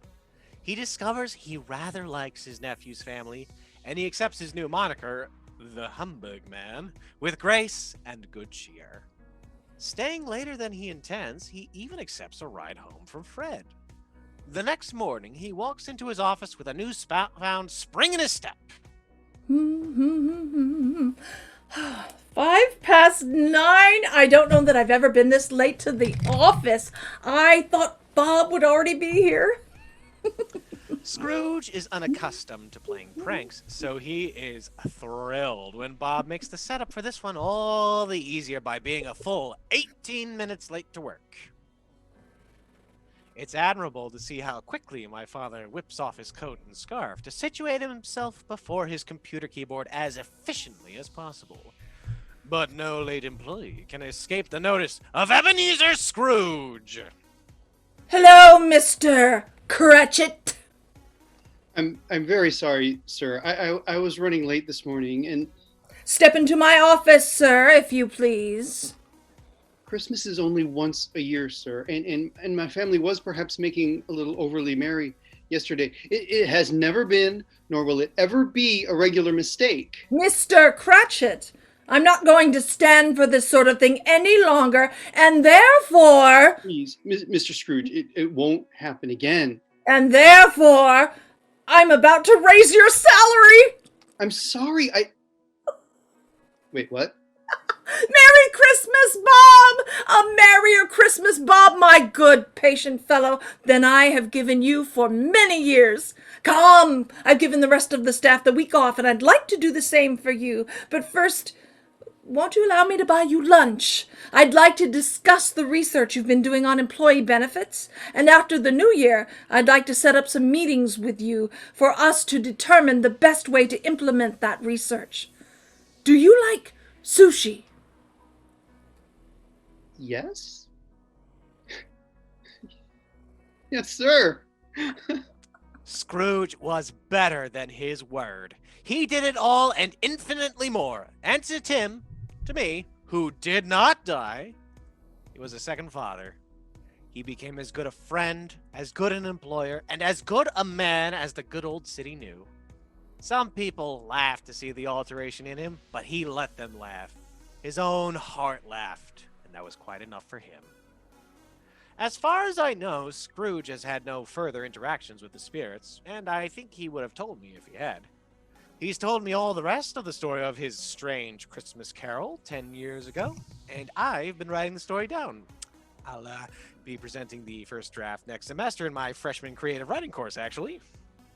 Tim, Uncle Scrooge is here. Be right down, Dad. And now, every Christmas, Scrooge has 2 Christmas dinners. One with Fred, and one with us. He's a man who knows how to keep Christmas well, if any man alive possesses the knowledge. There you are, Tim. Here. Nope. All right, then. So now that we're all here, a toast to Mr. Scrooge. Mr. Scrooge, the founder of the feast.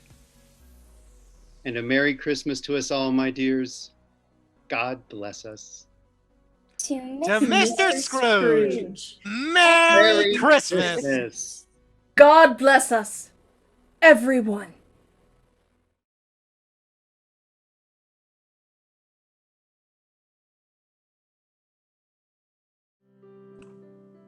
In my eyes of Valentine's and Easter eggs and New Year's wine. But when my heart finds Christmas, my eyes will shine like new.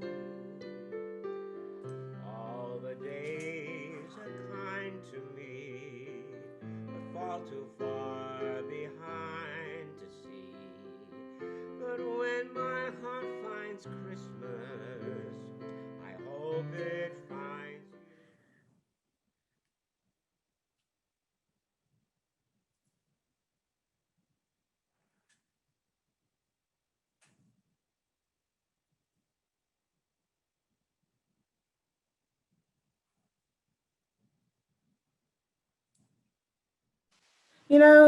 Zoom wants to just ruin my day.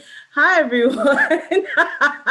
Thank you again so much for joining us for Choose Your Own Carol. I'm kind of glad I got a redo. I'm going to introduce you to the cast right now. As Ebenezer Scrooge, we had Nancy Homan. As Tim and our narrator, we had Brandon Urie. As Bob Cratchit, we had Rob Otrembiak. Oh no, I'm not gonna mess it up. Otrembiak. I told you I was not gonna mess it up for you. I'm not gonna do it now. As Alder and Child 3, we had Ariel Hicks. Lindsay and Fred's child with 2 big cookies, Brittany Griffin. As the wonderful Fred with all the Christmas cheer, Carolyn Putas. Jacob Marley and Sal was Ryan McWayne. Our ghost of Christmas past is Ellie Smith. Ghost of Christmas present, Carol Flanagan. The ghost of Christmas yet to come, and also Mr. Fezziwig was John Carone. Our wonderful Girl Scout, Frances and Bethany, Freya Hart. As Martha and Martha Cratchit and the delivery driver, Kristen Wirtz. Anna Cratchit, Dilbert, and child number 1, Arlie Olson. As Peter Cratchit, young Scrooge, and Joe, Dallas Caples. As our bartender and child number 2, Thomas Weaver. Love that bow tie.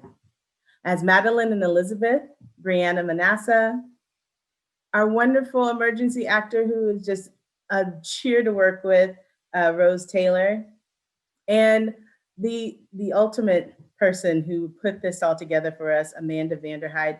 She is the one who's been doing all the magic behind the scenes, all the stuff that you saw tonight is her brilliance, her awesomeness. And of course, we couldn't have done it without Rachel Kohler, who adapted the screenplay, and Jimbo, Ivy, and all the folks at the Majestic Theatre. Thank you all so much. Wish you a happy holidays and go Team Redemption.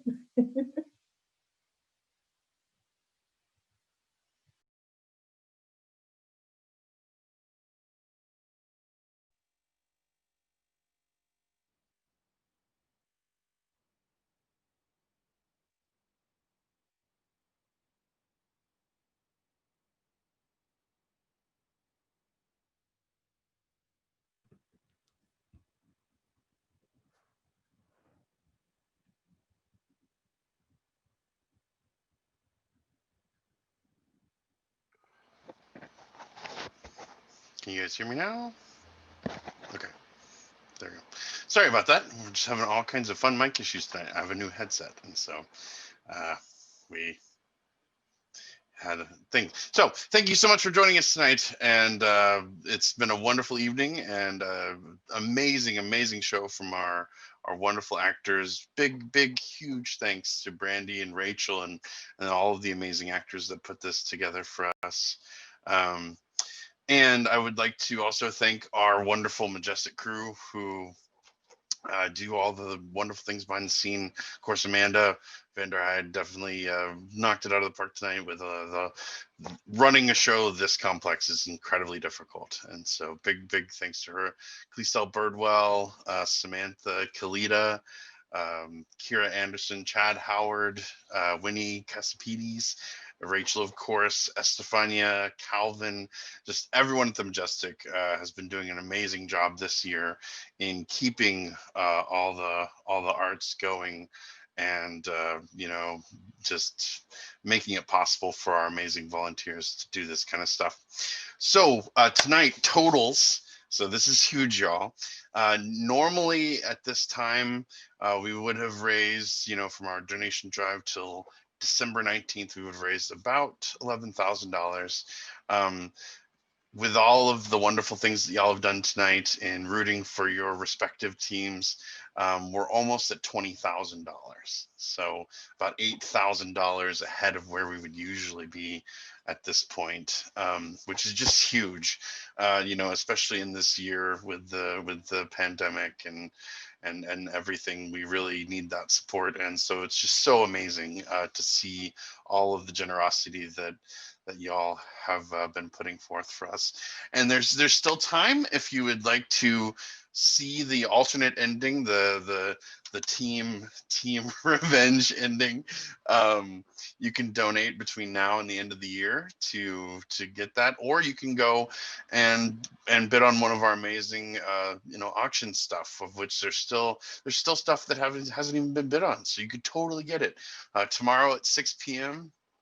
That's the cutoff for those things. And just thank you so much for being here with us tonight, y'all, and I hope you have a great holiday. And thank you so much for your support of the Majestic Theatre.